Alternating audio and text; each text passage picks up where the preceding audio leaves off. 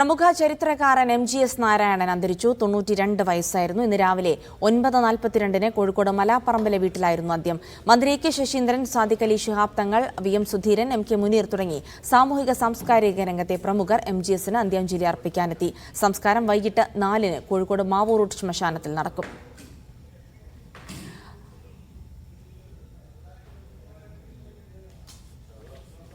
മുഹമ്മദ് അസ്ലം വിവരങ്ങൾ നൽകാനായി ചേരുന്നുണ്ട്. അസ്ലം, പൊതുദർശനമൊന്നും വേണ്ട എന്നുള്ള അദ്ദേഹത്തിന്റെ ആഗ്രഹപ്രകാരം അതങ്ങനെ തന്നെ സാധിച്ചു കൊടുക്കുകയാണ്. അപ്പോൾ അദ്ദേഹത്തെ അവസാനമായി കാണാനുള്ള ആളുകൾ, പ്രമുഖരൊക്കെ അദ്ദേഹത്തിന്റെ വീട്ടിലെത്തിയാണോ ആദരാഞ്ജലി അർപ്പിച്ചിട്ടുള്ളത്? ഒപ്പം തന്നെ സംസ്കാര ചടങ്ങുകളുമായി ബന്ധപ്പെട്ട വിവരങ്ങൾ എന്തൊക്കെയാണ്?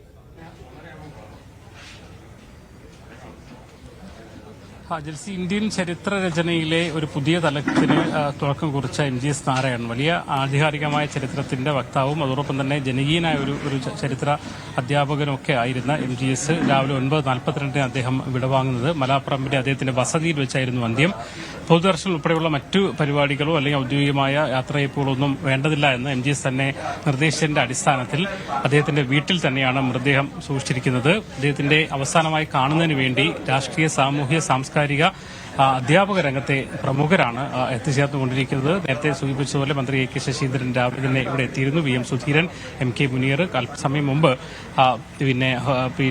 BJP സംസ്ഥാന അധ്യക്ഷൻ രാജീവ് ചന്ദ്രശേഖരൻ, ചരിത്രകാരന്മാർ KK മുഹമ്മദ്, അതോടൊപ്പം തന്നെ അദ്ദേഹം ഏറ്റവും അവസാനം വരെ അല്ലെങ്കിൽ വിരമിക്കുന്നവർ അദ്ദേഹത്തിന്റെ ജോലി എന്ന് പറയുന്ന കാലിക്കറ്റ് സർവകലാശാലയിൽ ചരിത്ര വിഭാഗം മേധാവി എന്ന നിലയിലാണ്. അതുകൊണ്ട് തന്നെ കാലിക്കറ്റ് സർവകലാശാലയിലെ അദ്ദേഹത്തിന്റെ കൂടെ പഠിപ്പിച്ചവരും അതിനുശേഷം അദ്ദേഹത്തിന് പിൻഗാമിയായി എത്തിയവരായ നിരവധി അധ്യാപകരും മറ്റുമൊക്കെ അദ്ദേഹത്തിന്റെ വസതിയിൽ തന്നെ ഉണ്ട്.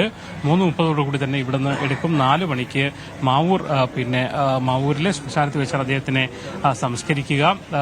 അതിനുശേഷം 4:00 തന്നെ സർവകക്ഷി അനുസ്മരണ യോഗം അവിടെ തന്നെ വെച്ച് ചേരാനാണ് തീരുമാനിച്ചിരിക്കുന്നത്. മറ്റു പരിപാടികൾ, ഔദ്യോഗിക പരിപാടികൾ നടത്തേണ്ടതില്ല എന്ന് പറഞ്ഞുകൊണ്ട് തന്നെ മറ്റു സ്ഥലങ്ങളിലേക്ക് പോവാതെ അവിടെ വെച്ച് തന്നെ 4:30 ഔദ്യോഗികമായ ഒരു സർവകക്ഷി അനുസ്മരണം കൂടി നടത്തും. വ്യത്യസ്ത മേഖലയിലുള്ള ആൾക്കാർ അദ്ദേഹത്തിനെ അനുസ്മരിച്ചു ഇവിടെ എത്തി. കാരണം കേരളത്തിനെ ദേശീയ തലത്തിൽ തന്നെ ചരിത്ര മേഖലയിൽ പ്രവർത്തിച്ചുകൊണ്ടിരിക്കുമ്പോൾ തന്നെ കേരളത്തിന്റെ പുരാതന ചരിത്രത്തെക്കുറിച്ച്, പുരാതന ലിപികളെക്കുറിച്ചുള്ള അവഗാഹത്തിന്റെ അടിസ്ഥാനത്തിൽ ചരിത്ര രേഖകൾ കണ്ടെത്തുകയും അങ്ങനെ പുതിയ പുതിയ മേഖലകളിലേക്ക് ചരിത്ര ഗവേഷകർക്ക് പുതിയ വെളിച്ചം നൽകുന്ന മേഖലകൾ നൽകുന്ന വ്യക്തിയായിരുന്നു അദ്ദേഹം. മാത്രമല്ല കോഴിക്കോടിന്റേതായ തനത് ചരിത്രത്തെ അതിന്റെ ആധികാരികതയോടെ തന്നെ പുറത്തെത്തിക്കാൻ കഴിഞ്ഞ വ്യക്തിയായിരുന്നു. ഇതേ ഒരു വശത്ത് ചരിത്ര അധ്യാപകരും ചരിത്ര ഗവേഷകനായിരിക്കെ തന്നെ സാമൂഹ്യ വിഷയങ്ങളിൽ, പ്രാദേശിക വിഷയങ്ങളിൽ പോലും ശക്തമായി ഇടപെടുന്ന ഒരു ജനകീയനായ ഒരു പ്രവർത്തനം കൂടിയാണ് അദ്ദേഹം.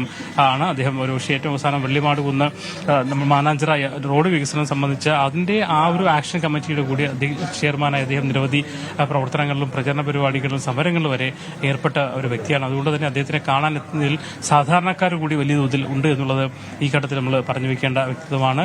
മീഡിയ വൺ എഡിറ്റർ അബ്ദുറഹ്മാൻ, അതുപോലെ അല്പസമയം മുമ്പ് ഹുസൈൻ മടവൂർ, KC അബു തുടങ്ങിയ നിരവധി ആൾക്കാരും അദ്ദേഹത്തിന്റെ അവസാന അന്ത്യാഞ്ജലി അർപ്പിക്കാനായി ഇവിടെ എത്തിച്ചേർന്നിട്ടുണ്ട്. എന്തായാലും അദ്ദേഹത്തിന്റെ മൈത്രി എന്ന് പറയുന്ന ഈ ഒരു വീട് എന്ന് പറയുന്നത് മലാപ്പറമ്പിലെ വീട് ഇവിടുത്തെ ഒരു ജനകീയ കൂട്ടായ്മകളുടെ സംഘത്തിന്റെ ഒരു സംഗമം കൂടി, സ്ഥലവും കൂടിയായിരുന്നു. എന്തായാലും ആളുകൾ വന്നുകൊണ്ടിരിക്കുകയാണ്. 3:30 ഇവിടുന്ന് എടുക്കും. 4 മണിക്ക് മാവൂർ ശ്മശാനത്തിൽ അദ്ദേഹത്തിന്റെ അന്ത്യകർമ്മങ്ങൾ നടക്കും.